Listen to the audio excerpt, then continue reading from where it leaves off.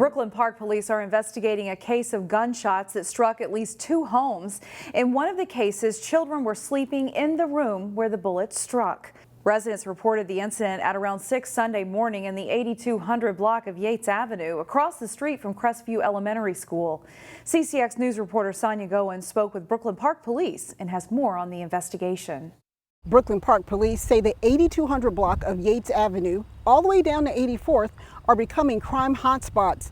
On Sunday, 2 homes were struck by bullets. Yeah, it was a very busy weekend. You can see bullet hole markings on the top levels of these 2 houses. Police say children were sleeping in one of the rooms that was damaged. The homeowner heard a loud pop and wasn't sure what it was, sounded strange, and then went and talked with the kids and then found damage to the house and found there was a bullet in the walls. No one was hurt. Police searched the neighborhood, but they didn't find the shooter or shooters. We're working on collecting some video footage right now from some of the surrounding houses. Police say overall crime is down in the city. However, police are having to work a whole lot harder to try to solve some of these cases. We're really stretched thin for resources right now, especially investigative resources.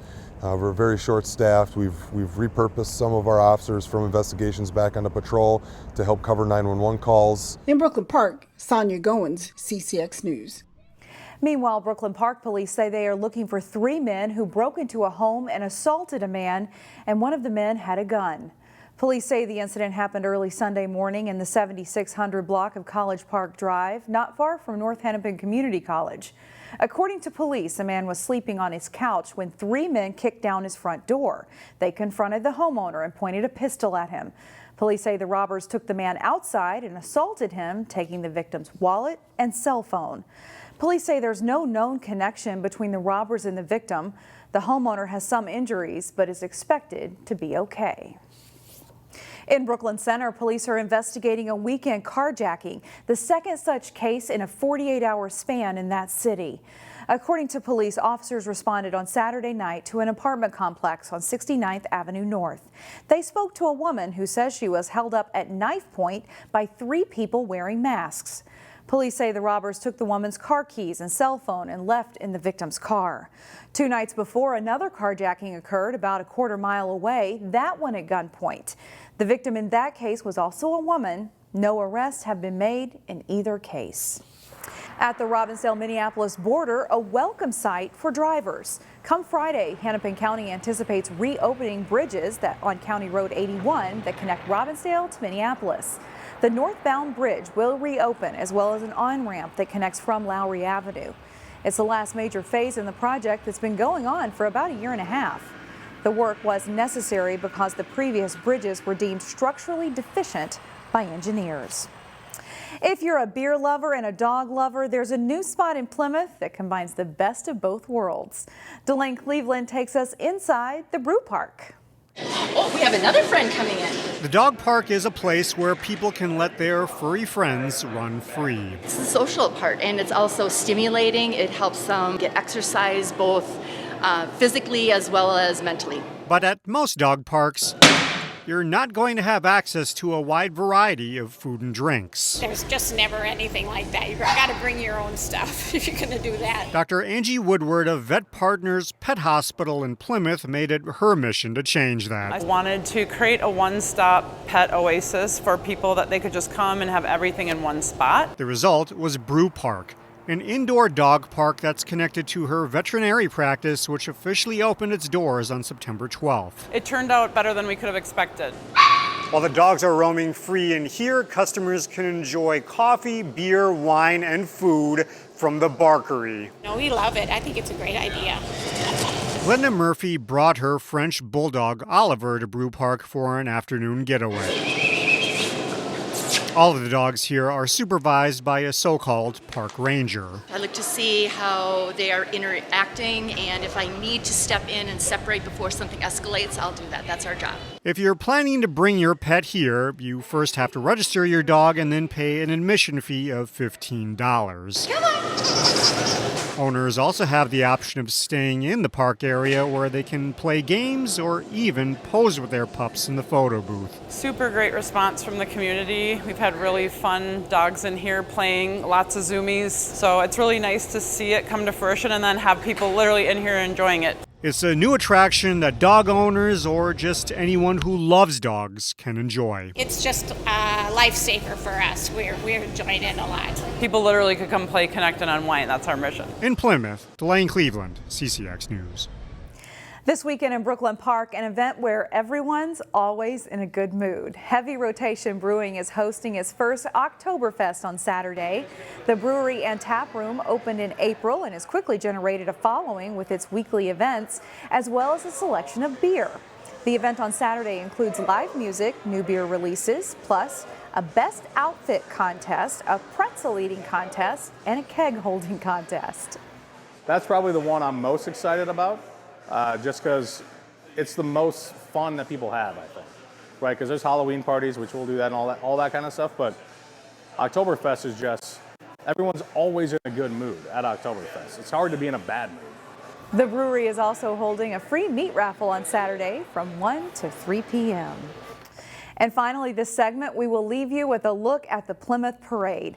Thousands of people lined the parade route on Saturday morning. CCX News reporters Sonia Goins and Delane Cleveland got these shots of the crowd and their smiling faces all along Plymouth Boulevard. If you missed out on all of the festivities, you can find a link to watch a replay of the parade on our website, ccxmedia.org. You could be on TV.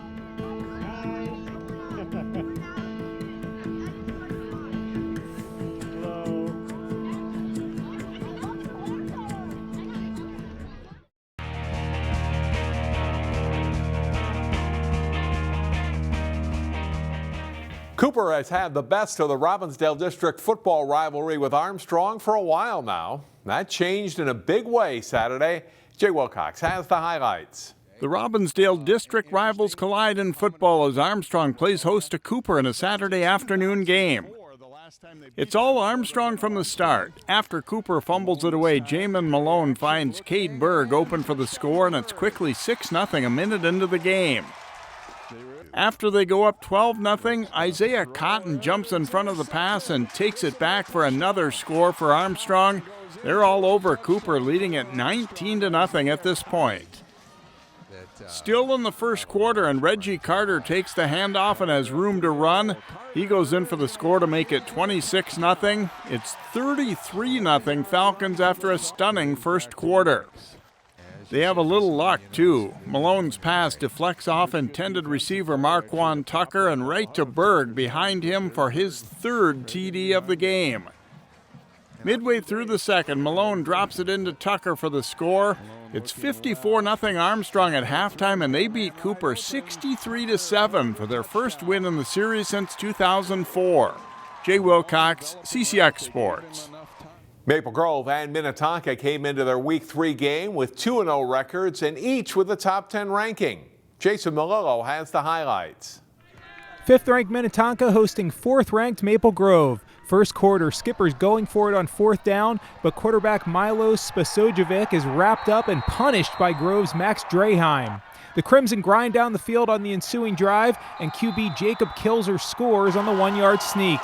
Tonka would score a defensive touchdown, and Kilzer is banged up on that play. Then the Skippers take the lead. Spasojevic to Roman Johnson, nice catch, and it's 13-7 Tonka. Late second quarter, Kilzer back in the fray. He rolls out and hits Tanner Allback in the end zone. Grove up 14-13 at halftime.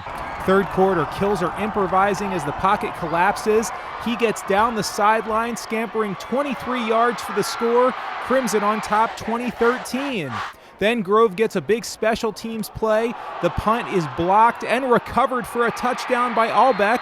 Crimson in control, leading 34-13. The Skippers keep rowing though. Fourth quarter, Jacob McCullough bounces in from 2 yards out, cutting the Grove lead to 34-27.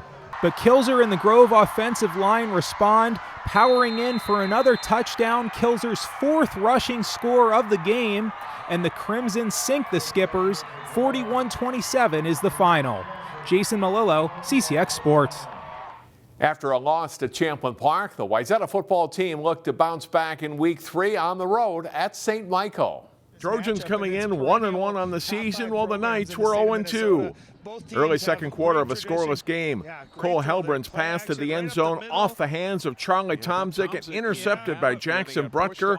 Trojans turned away in the red zone. And STMA turns that turnover into points. Connor Longvin runs it in from a yard out to cap a nearly 6-minute drive, and it's 6-0 Knights. Wayzata comes right back downfield with a good scoring drive of their own. Carter Olson with a 4-yard touchdown. The extra point is good, and the Trojans lead 7-6. Big play of the game on the last play of the first half. Knights quarterback Colton Damaris passes to Brody Odland, who got behind the defense. He goes in to score. It's a 46-yard touchdown, and the Knights lead 14-7 going into halftime. Up 21-7 early in the fourth quarter, Sam Anderson takes the handoff, gets into the open, and then he's gone. Anderson goes 90 yards for his first varsity touchdown. That score puts STMA ahead 28-7. Wayzata does get 2 more touchdowns. Helbrin passes to Tyler Milkus, a 13-yard TD pass, but it's not enough. St. Michael Albertville wins 28-21. Both teams are now 1-2 on the season. John Jacobson, CCX Sports.